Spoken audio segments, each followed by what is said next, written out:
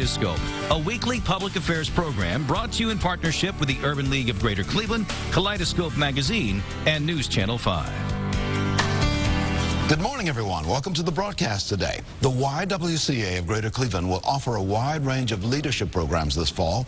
Its CEO, Margaret Mitchell, and Associate Director of Leadership and Inclusion, Erica Merritt, are here to talk more about this effort. Then later on, we will hear from the Cleveland Division of Recreation. The Commissioner, Kim Johnson, is here, and the Manager of Recreation, Tim Wells, is here. We'll talk about activities available at local recreation centers this fall in the city of Cleveland. And after that, we will hear from Marcella Boyd-Cox and Vanetta Jameson. They'll share information about the annual luncheon hosted by the Cuyahoga County section of the National Council of Negro Women. Good morning. I'm Leon Bibb. This is Kaleidoscope, and so we begin. Right now with me is Margaret Mitchell, CEO of the YWCA of Greater Cleveland, and Erica Merritt, sitting on the outside there, Associate Director of Leadership of the YWCA. Good to have you on the broadcast. It's good to be here. Thank you. Remind us, Margaret Mitchell, you've been with us before, of course, but remind us on the mission of the YWCA. Our mission is to eliminate racism and empower women, and we are focused on doing that in 3 core areas of our business. We have childcare and preschool. And so our Early Learning Center is our first priority. Our second is youth services. And within that, we have a program called NIA and work with young people aged 14 to 24 who are transitioning out of systems of care, including foster care, and have found themselves homeless, or what we really are working towards is preventing homeless. And within that, we have lots of services, including housing, parenting, GED, and other programs to help build a bridge to self-sufficiency. And of course, our last core program is our women's leadership and racial inclusion. All of this is important for Erica Merritt. You would agree all of this is important here in the 21st century, as women certainly have taken a forefront in our society, and we are making more inroads with women, correct? Absolutely. It remains critically important. Let's talk a bit about some of the series of programs that you've got coming up in the fall. What's your focus this fall, Erica? Well, we have lots of exciting things coming up in the fall. We will begin our boot camp and momentum programs in the next few weeks, which are leadership programs that prepare women to excel in the workplace. Our boot camp program is for entry-level managers or women who have not been in management very long, and boot camp and momentum is for women who are more seasoned leaders and who are looking to move into the executive ranks. Yeah, what's going to happen at boot camp? What kind of things you talk about at boot camp? We won't be working out, although that's often what people are expecting when they hear the title. We will be focusing on what are those key skills that support women to grow in their careers and to excel in the workplace. Margaret Mitchell, talk a little bit about the importance of the YWCA and why it's important to be in the forefront for training women for leadership service. You know, it's vitally important. We're looking at the 19th Amendment that was ratified in 1920, giving women the right to vote, and yet here we are in 2012, and Congress, the number of women in Congress is only comprised of 17%. We still have a mighty way to go. When we look at governors in the state, out of 50 states, 6 governors are women. We still have work to go. You talk about the business arena. We are not where we want to be, and the YWCA continues to be a very strong voice and involved in the on-ground leadership of building and developing women so that they can be their best. After all, women are 51% of the population. 51%. We are. So women need to be even more represented, and that's one of the things you're trying to do. What about registration, Erica? How do people get registered for these programs you're talking about, especially this boot camp? What must they do? Absolutely. They can go to our website and they can register online. They can contact me, and I can support them through the registration process. You brought some information with you a little bit about the boot camp and this run. How long a period will this run? It's a 9-month program, so it begins in September and runs through May. I mean, so this is intense stuff. I mean, this is going to be good stuff, long-range stuff, 9 months. 9 months. Let me put a website on the screen, if we have not already done so, where people can register, correct? Right. It is YWCAofcleveland.org. That's YWCAofcleveland.org. We might as well put the telephone number up there as well. People can call, I would imagine, and get information over the phone. 881-6878. 881-6878. What kind of courses you think are you going to really highlight? I know you've got a bunch of them over a 9-month period, but which courses really kind of set your soul on fire, Erica? We talk about creating a powerful executive presence. That's one that women walk away continuously talking about. So thinking about how do you walk into a room and make sure that people are paying attention to you and are listening to what it is that you have to say. How can you have the most influence? Another class that folks walk away with a wonderful impression is negotiation. So as we're talking about, how do you negotiate for the things that you want in your career? How do you get that promotion? How do you get that raise? How do you move along throughout your career? I'm holding some of the information you brought along with you. It says YWCA Change Makers. Margaret Mitchell, you're the CEO of the YWCA of Greater Cleveland. Speak to that phrase, Change Makers. Change Makers is a dynamic program that we have within our racial inclusion, and it's a series of dialogues that really help people pull back the layers and get down into the core of why we use our difference often against each other instead of moving everyone forward. And it's a very, very powerful course that we will be rolling out this year. I've got just about 10 seconds remaining. What's the deadline to register for these programs, especially this Women's Leadership Initiative, the boot camp? Is there a deadline? Actually, registration for boot camp and momentum is officially closed, but if folks mention Kaleidoscope, we will still take their registrations up until the second week in September. When you call, say Leon Bibb sent me. Absolutely, and we will still take that. That'll get you in. I hope. Okay, that's the goal. Okay. And Changemaker starts on October 17th, and so we're looking to fill that class as well. Much success in what you do. Many thanks, Margaret Mitchell, CEO of the YWCA of Greater Cleveland. Erica Merritt, many thanks. She's the Director of Leadership for the YWCA of Greater Cleveland. Thank you, ladies, for being on the broadcast. Thank you. I'm taking a break right now. This is Kaleidoscope. We return after these words, especially for you. Good to have you with us on Kaleidoscope today. You know, the City of Cleveland's Recreation Department, Commissioner Kim Johnson is here, along with the Manager of Recreation, Tim Wells, and they're here to tell us what to expect local recreation centers here in the fall. They're also going to talk about programs geared to young people. And good to have you with us. Commissioner of the City of Recreation Division, I should say. I called it a department, but it's a division, right? Yes, it is. Kim Johnson, tell us, what is the overall role of the Cleveland Division of Recreation? Well, our primary mission is to provide recreation activities to seniors, adults, and youth. And we do that by offering a multitude of programs, whether or not there's organized sports, aquatics, learn to swim. We have non-traditional programs. We offer aerobics classes for our adults, learn to swim classes for our adults and seniors, all types of programs. All types of programs, keeping people active in the City of Cleveland. That's our mission. Yeah. Tim Wells, you're a longtime employee of the City of Cleveland and the Division of Recreation. As manager, what's your focus, especially as you go into the fall season now? What's your focus? Well, we try to prepare, so that our programs are going to be quality programs for all the people we serve, whether it's an adult, a senior, or a tot. A lot of the good news is that all the programs are free to the citizens of Cleveland. So therefore, it doesn't matter if it's a mom or dad or you're bringing the toddler along.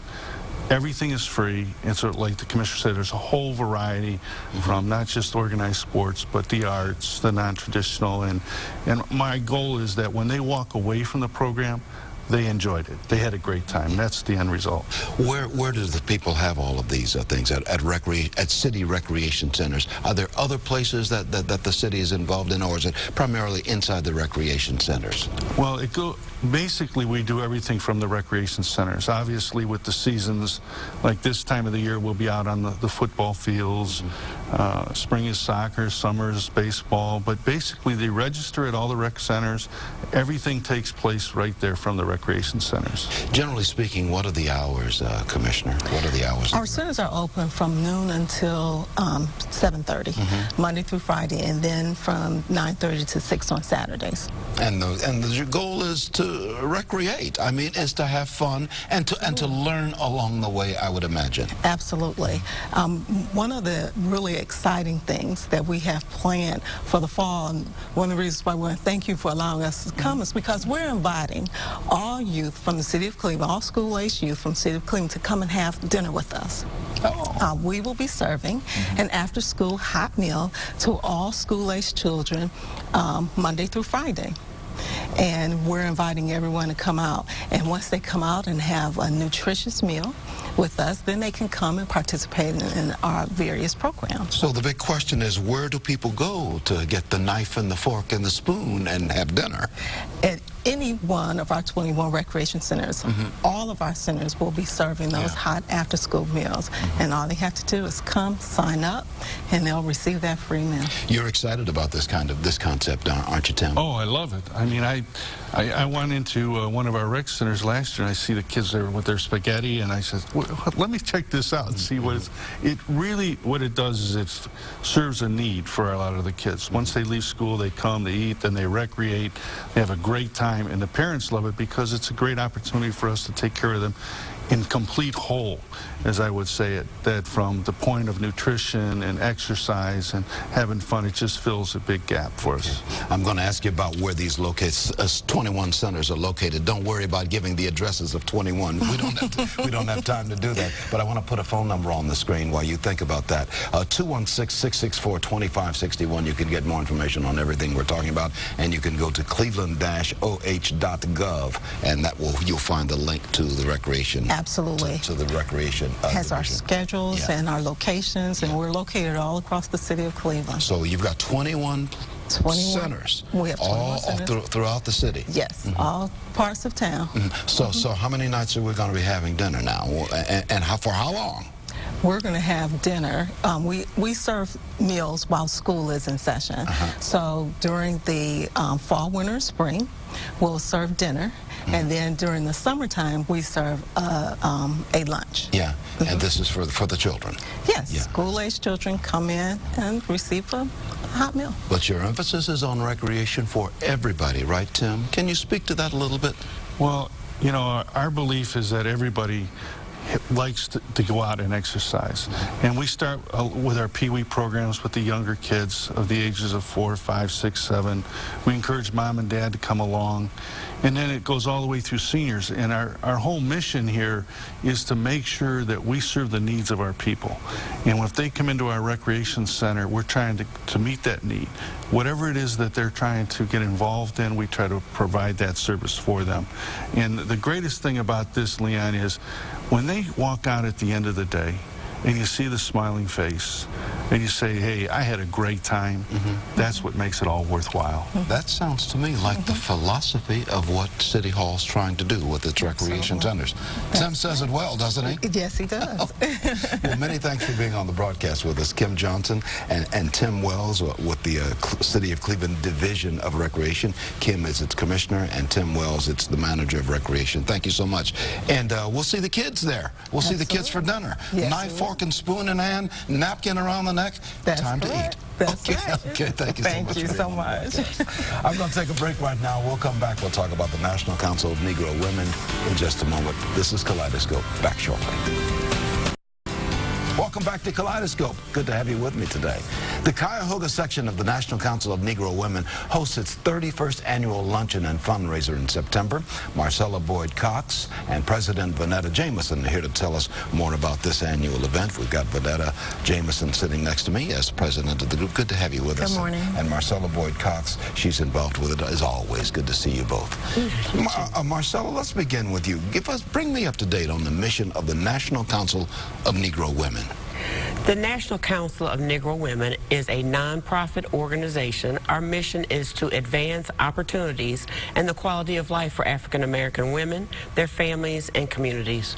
We work with 28 national affiliates and have 200 community-based sections and an outreach to nearly 4 million women. I have followed this organization for many years. I know it's been there for many, many years. Vanetta Jameson, you're the president. Tell me, what do you try to focus on? What are some of the services that your organization tries to offer women? We offer women an opportunity to advance themselves. We give them the opportunity to be inclusive with their whole family, not just themselves, but their children and the community. We give them economic empowerment workshops. We give them financial fitness workshops as well as physical fitness workshops.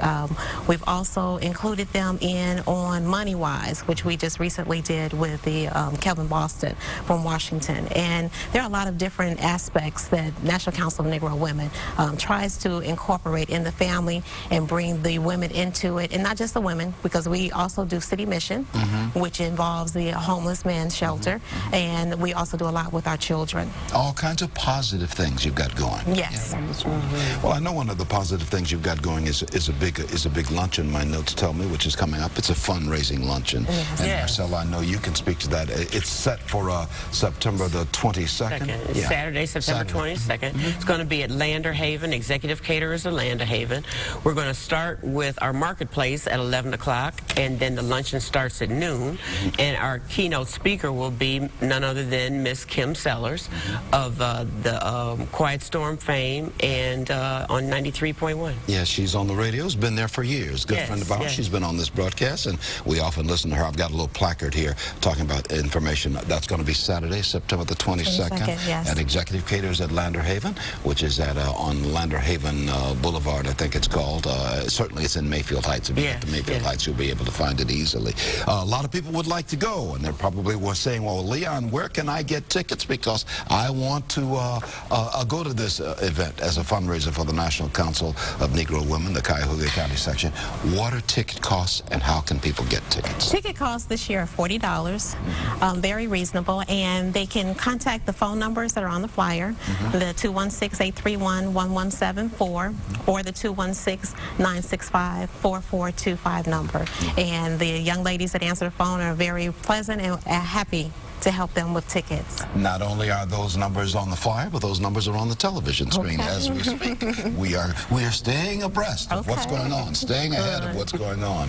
We want to keep people informed of what do you want to happen as a result of this fundraiser. This is your 31st annual. I know you. Yes, it's a 31st annual, and you know we have a lot of women who are proud to come to this luncheon. We have over 300 women that usually come. They have a great time. They fellowship. They network, they learn about our programs, and of course we try to advance our membership at this luncheon too. We have dues. Our dues for our members are just a very little amount, a reasonable amount of $40 a year. And then we also have our youth program where membership for youth are $12 a year. I want you to look into your crystal ball, President Vanetta Jameson of the Cuyahoga County section of the National Council of Negro Women, this national organization. As you look into, as we go deeper into the 21st century, what do you envision for this organization? What do you see as its continuing role as we go deeper into the 21st century? It's interesting that you ask us that. We just came from our national headquarters, which is in Washington, D.C., where Dr. Saunders Ingrid is our chair.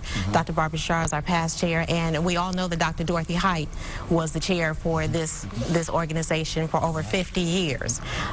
They have empowered us to be more involved in the community, to be more involved in the families, and to be more involved in uplifting each other as opposed to pushing each other down. So right now we're doing our best to involve our young people, because our young people are our future. So we've recently chartered our own section of youth. We have 20 young ladies that said they wanted to get on the mission of the National Council of Negro Women and be a part of all of this. So we're looking forward to our young people growing up and being empowered young women to do the best that they can in our society. society to make a lasting impression and to lift up the legacy of the National Council of Negro Women. In our final 30 seconds, I would imagine that as you try to continue to work to save women and save the family, in many ways we're saving ourselves. If we save the family, don't we save ourselves, all of us, as an American people? Yes, absolutely. You would agree with that, my good friend Marcella Boyd Cox? Oh, definitely. Yeah. I think Dr. Mary McLeod Bethune, when she founded this organization in 1935, I think she'd be very proud to see the work that is being done now. We are really trying to advance our people and you know, come together, you know, to do whatever we need to do to lift up. Not only would she be proud, but I am proud as well to be involved with you in this small way, interviewing you. Good to have you on the broadcast. Thank you for having us. Thank you for having us. Netta Jamieson, president of the Cuyahoga County section of the National Council of Negro Women, and Marcella Boyd Cox, who's with the organization as well. Good to have you both on the broadcast. Once again, 831-1174 is the phone number, or 965-4425, more information on everything we're talking about, both in the 216 area code. I'm taking a break. In a moment, Marcia Maccabee of the Urban League joins us with her commentary. But first, these words. We've read your cards and letters saying we want more of Marcia Maccabee. We have read what you've said. So here she is, the president of the Urban League of Greater Cleveland. Hey, Marcia. Thank you, Leon. Hi, how are you doing today? I'm okay, and you too? I'm doing well. I'm doing well. We are busy over at the Urban League of Greater Cleveland. One of the things that we're really focusing on right now is really looking at the fact that so many of our industries have changed in terms of the workforce. Yes. And we see it as our staunch responsibility to help our public and our constituents to understand the new workforce, the fact that there are advanced manufacturing jobs that require technology skills, and that our young people need to be proficient in science, technology, engineering, and math in order to be able to compete, not only here in the United States, but globally.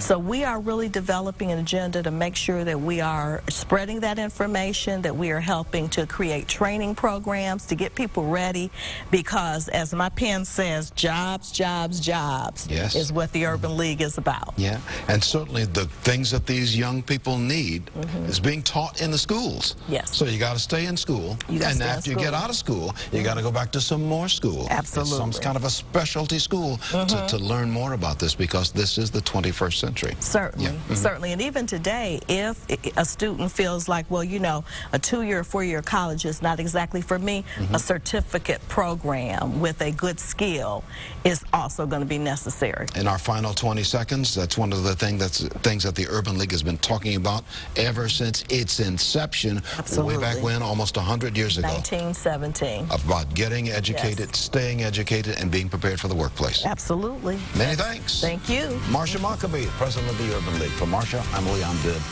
Be well. Kaleidoscope, a weekly public affairs program brought to you in partnership with the Urban League of Greater Cleveland, Kaleidoscope Magazine, and News Channel 5.